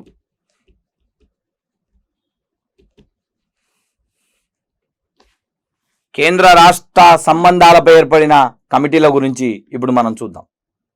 చూడండి అన్న, కేంద్ర రాష్ట్ర సంబంధాలపై ఏర్పడినటువంటి కమిటీల్లో ప్రభుత్వ పరంగా ఏర్పడినటువంటి పరిపాలనా సంస్కరణల సంఘాన్ని మనం నేర్చుకుందాం నాన్న. సో 1వ పరిపాలనా సంస్కరణల సంఘాన్ని నాన్న 1966లో ఏర్పాటు చేయడం జరిగింది నాన్న. ఎప్పుడు ఏర్పాటు చేశారు? 1966లో ఏర్పాటు చేశారు. ఇది మొత్తం 6 సభ్యులతో ఏర్పాటు చేశారు. మొత్తం ఎంతమంది సభ్యులనా? 6 సభ్యులతో ఏర్పాటు చేశారు. దీనికి ప్రారంభంలో మొరార్జీ దేశాయ్ గారు అధ్యక్షత వహించినారు. మై డియర్ ఆఫీసర్స్, అంటే దీని అధ్యక్షుడు మొరార్జీ దేశాయ్ గారు. అయితే వీరు వివిధ కారణాల వల్ల నేను ఉండలేను సార్ అని వీరు తప్పుకున్నారండి. మొరార్జీ దేశాయ్ గారు తప్పుకుంటే వీరి స్థానంలో కె హనుమంతయ్య గారు అధ్యక్షత వహించారు. దేనికి? పరిపాలనా సంస్కరణల సంఘము భారతదేశ పరిపాలనకు సంబంధించినటువంటి సిఫారసులను అందించడానికి ఏర్పడినటువంటి సంఘము. మనకు 2 పరిపాలనా సంస్కరణ సంఘాలు ఉన్నాయి. మొదటి పరిపాలనా సంస్కరణ సంఘం ఏమో మొరార్జీ దేశాయ్ గారి ఆధ్వర్యంలో ఏర్పడితే రెండోది వీరప్ప మొయిలీ గారి ఆధ్వర్యంలో ఏర్పడింది అని గుర్తుపెట్టుకోవాలి. మరి ఈ మొదటి పరిపాలనా సంస్కరణ సంఘం 1966లో ఏర్పడింది. మొరార్జీ దేశాయ్ ప్రారంభ అధ్యక్షుడు కాక తర్వాతి అధ్యక్షుడు కె హనుమంతయ్య గారు. మొత్తం సభ్యులు 6. మరి ఈ పరిపాలనా సంస్కరణ సంఘం ఒక అధ్యయన ఫీల్డ్ లెవెల్ అధ్యయనం కోసం ఒక అధ్యయన కమిటీని ఏర్పాటు చేయడం జరిగింది. దానికి అధ్యక్షుడు ఎవరు అంటే కనుక ఎంసి సెతల్వాడ్ అనేటటువంటి మరి ఒక నిపుణుడు నాన్న. ఎంసి సెతల్వాడ్ అనే ఒక నిపుణుడిని అధ్యయన కమిటీగా సబ్ కమిటీగా వాళ్ళు వేసుకోవడం జరిగింది. వారికి సహాయకంగా ఆన్ ఫీల్డ్ గ్రౌండ్ లెవెల్ క్షేత్రస్థాయి సమాచారం కోసం ఎంసీ సెతల్వాడ్ కమిటీని నియమించుకొని వీరందరూ కలిసి మరి మొదటి పరిపాలనా సంస్కరణ సంఘం వారు నివేదిక ఇవ్వడం జరిగింది. మరి వీరు 22 సంస్కరణలు చేసినారు. వీళ్ళు 22 సంస్కరణల సిఫారసులు వీరు పూర్తిగా చేయడం జరిగింది.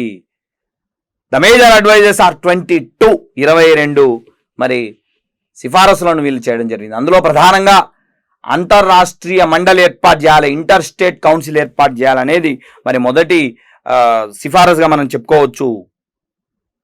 ఇంటర్ స్టేట్ కౌన్సిల్ 263 ఆర్టికల్ ప్రకారం అంతర్రాష్ట్రీయ మండలిని ఏర్పాటు చేయడం కానీ,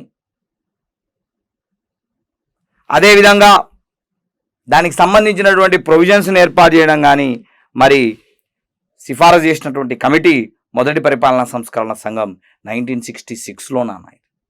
అంటే నెహ్రూ గారి మరణం తరువాత. బహుశా ఏంటి డ్యామ్ షూర్ ఎల్బి శాస్త్రి గారు కూడా మరణించారు కదా ఉజ్బెకిస్తాన్ తాష్కెంట్ ఒప్పందం తర్వాత కథం. అంటే అప్పటికి ఇందిరాగాంధీ గారు ఉన్నారు అని చెప్పుకోవచ్చు. అదేవిధంగా రెండవ పరిపాలనా సంస్కరణల సంఘం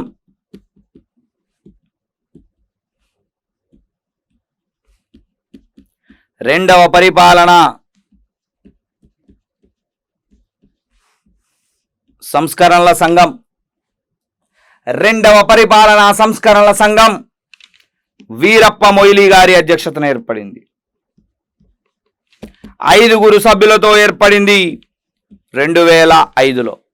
2005లో 5 వీరప్ప మొయిలీ అధ్యక్షతన ఏర్పడినటువంటి రెండవ పరిపాలనా సంస్కరణల సంఘం 15 నివేదికలు ఇచ్చింది నాన్న. 15 నివేదికలు, మోస్ట్ ఇంపార్టెంట్ 15 అడ్వైజర్స్, 15 సిఫారసులు చేసింది. అందులో మొదటిది అసలు మోస్ట్ ఇంపార్టెంట్ ఆర్టీఐ సమాచార హక్కు చట్టం, రైట్ టు ఇన్ఫర్మేషన్ యాక్ట్ వీరి సిఫారసే అని గుర్తుపెట్టుకోవాలి. సమాచారం తెలుసుకోవడం జీవించే హక్కులో భాగం. సమాచారం తెలుసుకోవాలి. సమాచారం తెలుసుకోవడం ప్రాథమిక హక్కుల్లో భాగం. ప్రభుత్వ పరిపాలన పారదర్శకంగా ఉండాలి అంటే ఆర్టీఐ చట్టం కావాలి అని వీరప్ప మొయిలీ కమిటీ. ఇదే కాదు ఇంకా చాలా విషయాలు చెప్పిందండి. గవర్నర్ గారి నియామకాల గురించి కానీ, కేంద్ర ప్రభుత్వం రాష్ట్ర ప్రభుత్వాల మధ్య ఉండే సంబంధాల గురించి కానీ, శాసన సంబంధాలకు సంబంధించినటువంటి అంశాలు కానీ, అఖిల భారత సర్వీసులకు సంబంధించినటువంటి అంశాలు కానీ, ఇలా ఎన్నో అంశాలతో 15 సిఫారసులు చేసింది. ఇది రెండవ పరిపాలనా సంస్కరణ సంఘం. ప్రభుత్వం ఏర్పాటు చేసుకున్నటువంటి పరిపాలనా సంస్కరణ సంఘాల్లో మొదటి దానికి అధ్యక్షుడు మొరార్జీ దేశాయ్ గారు, రెండవ దానికి అధ్యక్షుడు వీరప్ప మొయిలీ గారు. అది 1966లో ఏర్పడింది 6తోని. ఇది 2005లో ఏర్పడింది 5తోని ఏర్పడింది. అది 22 నివేదికలు ఇచ్చింది. ఇది 15 నివేదికలు ఇచ్చింది, 15 నివేదికలు ఇచ్చింది. గుర్తుపెట్టుకోవాలి. అదేవిధంగా మరిన్ని కమిటీల గురించి మాట్లాడితే 1969లో ఏర్పడినటువంటి రాజమన్నార్ కమిటీ నాన్న. రాజమన్నార్ కమిటీ ఆలోచన చేయాలి. ఈ రాజమన్నార్ కమిటీ తమిళనాడు ప్రభుత్వం ఏర్పాటు చేసినటువంటి కమిటీ ఇది. అంటే it's belongs to A state government. Tamil Nadu రాష్ట్ర ప్రభుత్వం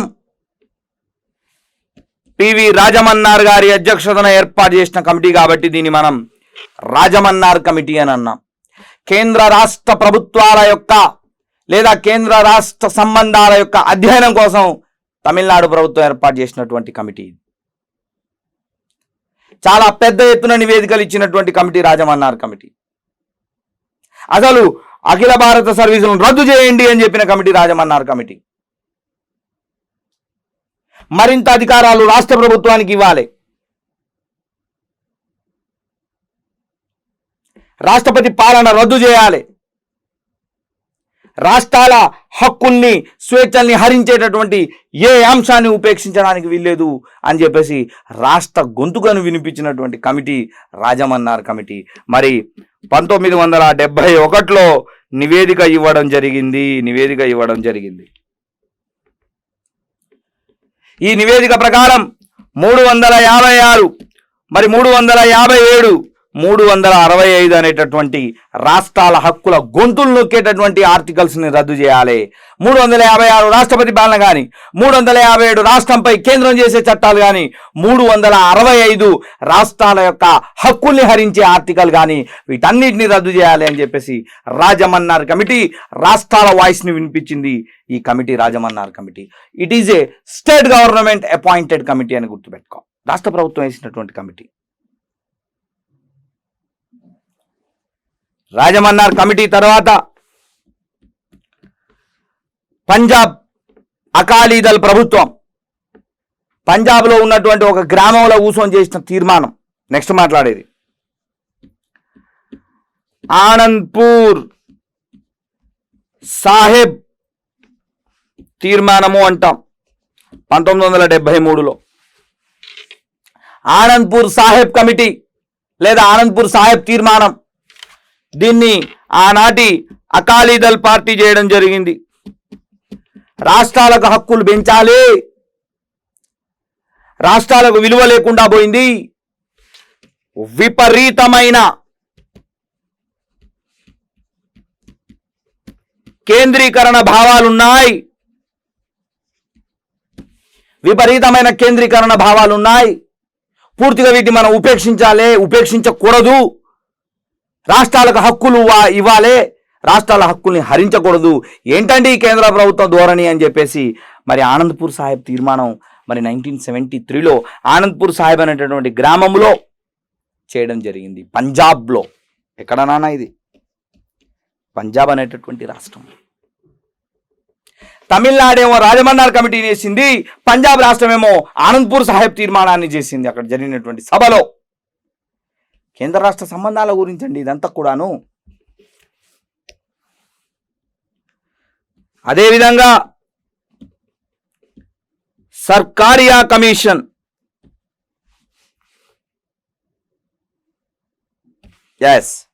సర్కారియా కమిషన్ 1983లో ఏర్పడింది. 1987లో నివేదికలు రావడం జరిగింది.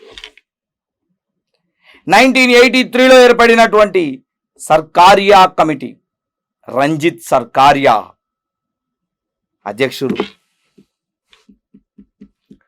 రంజిత్ సర్కారియా 1983లో ఏర్పడితే 1987లో నివేదికలు అందజేసిందండి ఈ రంజిత్ సర్కారియా కమిటీ.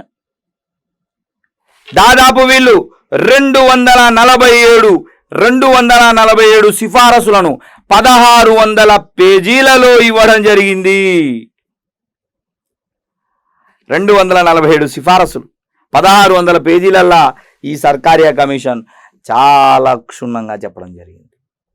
గవర్నర్గా నియమించబడే వ్యక్తి రాజకీయాలకు సంబంధం లేని వ్యక్తి అయి ఉండాలని, 356 రాష్ట్రపతి పాలన అనే దాన్ని చివరి అస్త్రంగా వాడాలని, ఈ 356 ఆర్టికల్ను అంటే రాష్ట్రపతి పాలనను మిస్యూజ్ చేయకూడదని, రాష్ట్రాల హక్కుల్ని హరించకూడదని, రాష్ట్రాలకు మంచి విలువ ఇవ్వాలని, అఖిల భారత సర్వీసుల విషయంలో కూడా రాష్ట్రాల యొక్క హక్కులు హరించబడకూడదు అని ఇంత గొప్ప నివేదికలు ఇవ్వడం జరిగింది.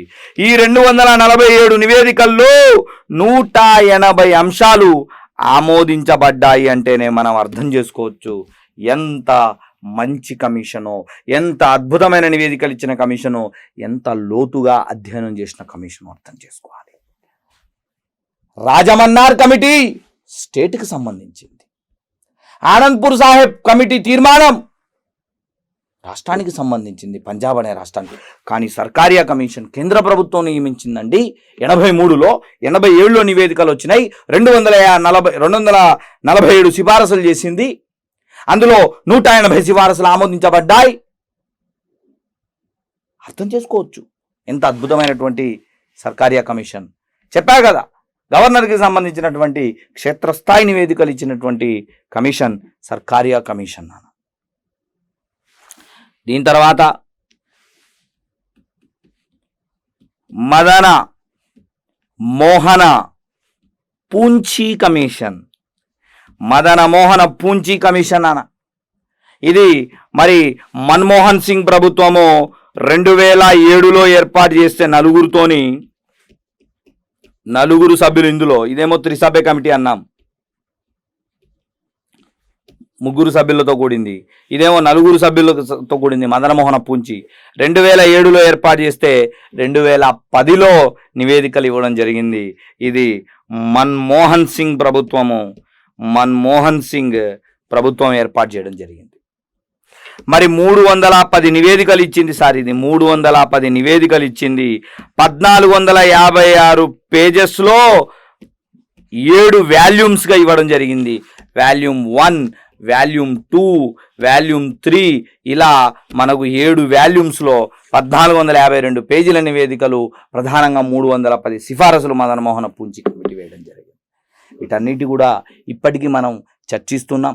వీటన్నిటిని ఇప్పటికి కూడా లోతుపాతులు చూస్తూ ఉన్నాం. వాటి అమలు చేస్తే ఏ విధంగా ఉంటుంది, అమలు చేయకపోతే ఏ విధంగా ఉంటుంది, రాష్ట్ర ప్రభుత్వంపై బడ్జెట్ ఎంత పడుతుంది, ఇలాంటి ఎన్నో రకాల మరి మొత్తానికి అంటే పూర్తి స్థాయిలో చర్చోపచర్చలు అయితే జరుగుతూ ఉన్నాయి. ఇది పూంచి కమిటీ అంటే మనం ఒకసారి కమిటీలను తీసుకుంటే కనుక ఆలోచన చేయండి.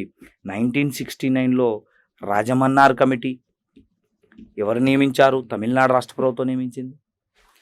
అదేవిధంగా 1973లో ఆనంద్పూర్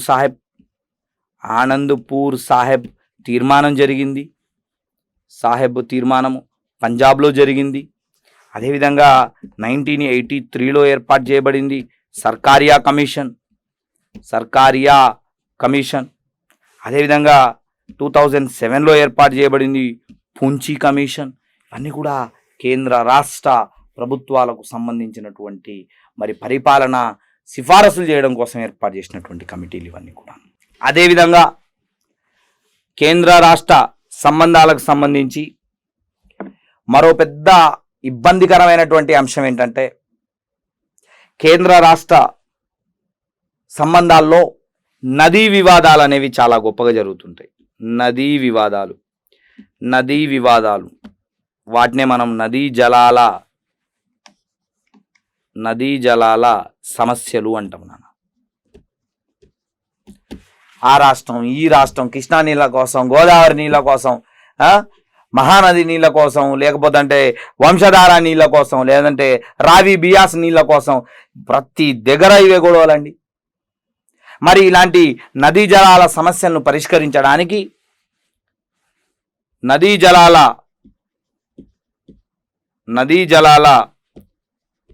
చట్టాన్ని చేయడం జరిగింది 1956లో.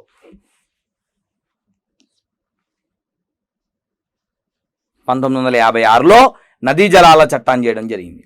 వాస్తవానికి ఇరిగేషన్ అనేది రాష్ట్ర జాబితా, నీటిపారుదల అనేది ఏ జాబితానా? నీటిపారుదల అనేది రాష్ట్ర జాబితా. కానీ కేంద్రము శాసనాలు చేయొచ్చు, కేంద్రం కంట్రోల్ చేయొచ్చు, ఆ అధికారాలు కలిగి ఉంటుంది, గుర్తుపెట్టుకోండి. మరి నదీ జలాల చట్టం 1956 ద్వారా ఈ రోజు వరకు మనకు 8 నదీ జలాల ట్రిబ్యునల్లు ఏర్పడ్డాయి. మొత్తం నదీ జలాల ట్రిబ్యునల్లు ఎన్ని ఏర్పడ్డాయి నాన్న? 8 ఏర్పడ్డాయి. అవి ఏంటివి అనేది 1 by 1 ఏ రాష్ట్రానికి సంబంధించింది ఏం కథ అనేది కూడా 1 by 1 మనం డిస్కస్ చేద్దాం. సో మొదటిది 1వ కృష్ణా ట్రిబ్యునల్. ఇది 1969లో ఏర్పడింది నాన్న. 1వ కృష్ణా ట్రిబ్యునల్ 1 అంటాం. మరి దీనికి అధ్యక్షుడిగా బచావత్ అనేటటువంటి వ్యక్తి ఉండడం జరిగింది, జస్టిస్ బచావత్. అందుకే చూడండి, బచావత్ కమిటీ లేదా బచావత్ ట్రిబ్యునల్ అని కూడా అంటుంటారు, బచావత్ ట్రిబ్యునల్ అని. సో 1969లో ఏర్పడింది. మరి ఇది కృష్ణా నది నీళ్ళ కోసం ఏర్పడింది. ఇందులో ఆంధ్రప్రదేశ్, కర్ణాటక, మహారాష్ట్రకు మధ్య ఉన్నటువంటి వివాదాలను పరిష్కరించడానికి ఏర్పడింది బచావత్ ట్రిబ్యునల్. రెండోది 2వ కృష్ణా ట్రిబ్యునల్. అంటే కృష్ణానదిని తీసుకుంటే 2 ట్రిబ్యునల్ ఏర్పడ్డాయి, మొదటిది రెండవది. ఇదేమో మనకు 2004లో ఏర్పడింది. దీనికి అధ్యక్షుడు బ్రిజేష్ కుమార్. అందుకే దీన్ని మనం బ్రిజేష్ కుమార్ ట్రిబ్యునల్ అని కూడా అంటాం. ఇది కూడా కృష్ణా నదికి సంబంధించిందే జస్టిస్ బ్రిజేష్ కుమార్ గారి ఆధ్వర్యంలో ఏర్పాటు చేసినటువంటి కమిటీ. ఒక్కటే గుర్తుపెట్టుకోండి, ఏ నదీ వివాదమైన ట్రిబ్యునల్ దగ్గరికి వెళ్ళింది అంటే వెంటనే ఆ వివాదాలు ఏవైనా సుప్రీంకోర్టులో ఉంటే అవన్నీ కూడా ట్రిబ్యునల్ దగ్గరికి వస్తాయి. ఈ ట్రిబ్యునల్ కోర్టు అధికారాలు కలిగి ఉంటుంది, కోర్టు మాదిరి అధికారాలు కలిగి ఉంటుంది, ఎవరికి ఎన్ని టీఎంసీల నీళ్లు రావాలో చెప్తుంది. దీని ద్వారా Krishna river management board KRMB అనేది ఏర్పడింది నాన్న, Krishna river management board. Brijesh Kumar గారు, మరి ఇది ఏ రాష్ట్రం అంటే కనుక ఆంధ్రప్రదేశ్, తెలంగాణ, ఈ రెండు రాష్ట్రాలకు సంబంధించినటువంటి మహబూబ్ నగర్ నుండి ఆ వైపున ఉన్నటువంటి కృష్ణానది పులిచింతల నుండి మరి గుంటూరులోకి ఎంటర్ అయిపోయి మరి ఆ రకంగా ఆంధ్రాలో కలుస్తుంది కదా. ఆ కృష్ణా నదికి సంబంధించినటువంటి వివాదాలని పరిష్కరించడానికి ఈ కృష్ణా ట్రిబ్యునల్ ఉంది. అదే బ్రిజేష్ కుమార్ ట్రిబ్యునల్ అంటే ఒక్క కృష్ణా నదికి సంబంధించే మనం 2 ట్రిబ్యునల్లు చూస్తూ ఉన్నాం. మరి ఆంధ్రప్రదేశ్, కర్ణాటక, మహారాష్ట్రకు ఒక ట్రిబ్యునల్ ఉంది. మరి అదేవిధంగా ఆంధ్రప్రదేశ్కి, తెలంగాణకు సంబంధించినటువంటి ట్రిబ్యునల్ కూడా ఉంది.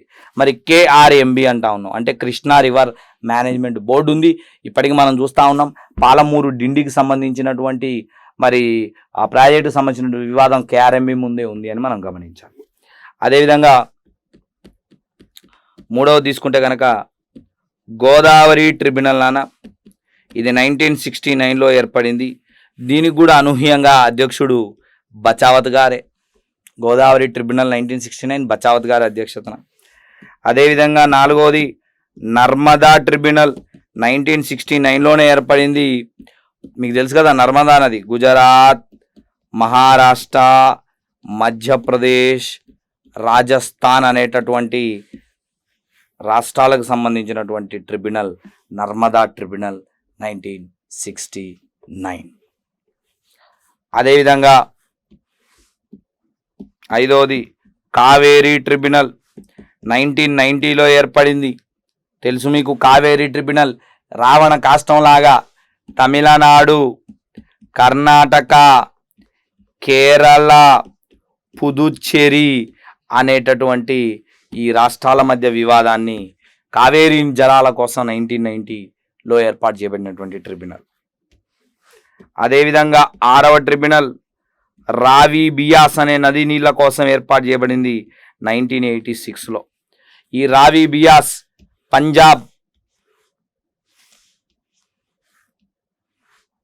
పంజాబ్ హర్యానాల మధ్య రావి బియాస్ నదీ జలాల కోసం వివాదాన్ని పరిష్కరించడానికి ఏర్పాటు చేయబడింది.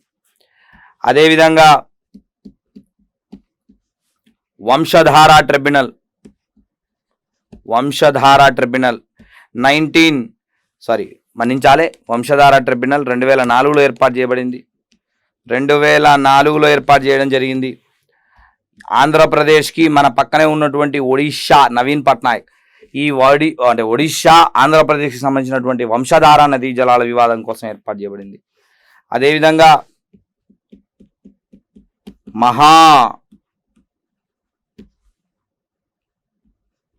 మహానది ట్రిబ్యునల్ 2010లో. చూడండి చాలా గమ్మత్తుగా ఇది గోవా,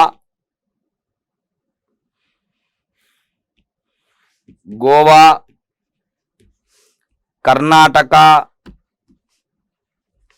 మహారాష్ట్ర,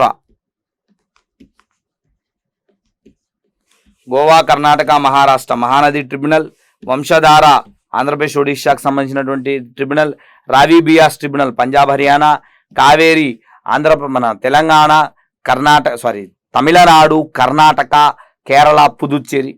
నర్మదా ట్రిబ్యునల్ వచ్చేసి గుజరాత్, మహారాష్ట్ర, మధ్యప్రదేశ్, అదేవిధంగా రాజస్థాన్. గోదావరి వచ్చేసి కనుక బచావత్ ట్రిబ్యునల్, ఇది మీ అందరికీ తెలుసు, కర్ణాటక, ఆంధ్రప్రదేశ్, తెలంగాణకు సంబంధించినటువంటి. 2వ కృష్ణా ట్రిబ్యునల్ ఏపీటీఎస్కి సంబంధించింది. మొదటి కృష్ణా ట్రిబ్యునల్ బచావత్ ఏపీ, కర్ణాటక, మహారాష్ట్రకు సంబంధించింది. ఈ రకంగా నదీ జలాల వివాదాన్ని పరిష్కరించడానికి 1956 నదీ జలాల వివాదాల ట్రిబ్యునల్ చట్టాన్ని చేయడం జరిగింది. ఈ చట్టం ద్వారా మరి పూర్తి స్థాయిలో నదీ జలాల వివాదాలు ఇక్కడ పరిష్కారం అవుతాయి. వన్స్ ఒక ట్రిబ్యునల్ ఏర్పాటు చేయబడి ఆ ట్రిబ్యునల్ తన పనిని మొదలుపెట్టిందంటే సుప్రీంకోర్టులో ఉన్నటువంటి వేకెంట్ మోడ్లో ఉన్నటువంటి ఆ కేసులన్నీ కూడా ట్రిబ్యునల్ పరిధిలోకి వస్తాయి. ట్రిబ్యునల్ పరిష్కరిస్తుంది. ఈ రకంగా రెండు రాష్ట్రాల మధ్యలో వచ్చినటువంటి నదీ జలాల వివాదాన్ని పరిష్కరించడానికి ఉన్నటువంటి ఒక మంచి వేదికగా దీన్ని మనం చెప్పవచ్చు.